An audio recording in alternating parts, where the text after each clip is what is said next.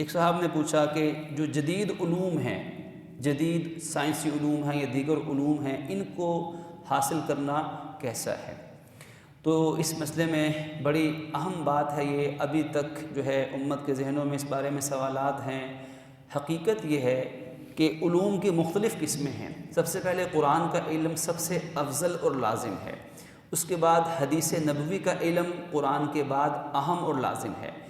تیسرے درجے پہ فقہ کا علم، مسائل جائز ناجائز جو ہم بات کر رہے ہیں، یہ تیسرے درجے کا علم ہے کہ چیزوں کے جائز ناجائز حلال حرام ہونے کا پتہ چلے، شرعی حکم پتہ چلے، اسے فقہ کا علم کہتے ہیں، یہ تیسرے درجے کا علم ہے۔ چوتھے درجے کا علم علوم عربیہ ہیں، علوم اسلامیہ ہیں، جو ان تین کو سیکھنے کے لیے جن کی ضرورت پڑتی ہے، جس میں عربی زبان، علم بلاغت، علم صرف، علم نحو، علم بلاغت، فلسفہ، منطق وغیرہ،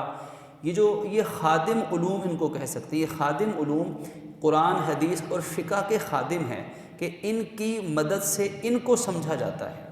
تو یہ چار علوم اس درجے کے ساتھ، اب اس کے بعد پانچویں نمبر پر وہ علم، وہ فن آئے گا کہ جس کی امت مسلمہ کو ضرورت ہے یا پڑھ سکتی ہے۔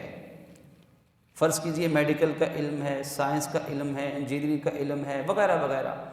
جتنے دنیا کی چیزیں ہیں جس کی امت مسلمہ کو ضرورت ہے اور وہ جائز ضروریات ہیں، اگر امت نہیں سیکھے گی تو امت کو اوروں کا محتاج بننا پڑے گا، جیسے آج محتاج ہیں یہود و نصارہ کے اور غیر مسلموں کے، ہم محتاج ہیں ان جدید علوم کے اندر، تو امت کو اوروں کا محتاج بننا پڑے گا، اور وہ جائز ضرورت ہے تو اس کو سیکھنا بھی امت پہ فرض کفایہ ہے۔ لیکن ہے یہ پانچویں درجے کا علم اپنے درجات کے تحت، لیکن سیکھنا فرض کفایہ ہے۔ مطلب یہ ہے آسان لفظوں میں کہ صرف یہ جو جدید علوم ہیں جو جائز ہیں، ان کا سیکھنا صرف یہ کہ جائز ہے بلکہ ضروری ہے۔ آسان سادہ لفظوں میں کہ پاکستان پر، ملک پاکستان پر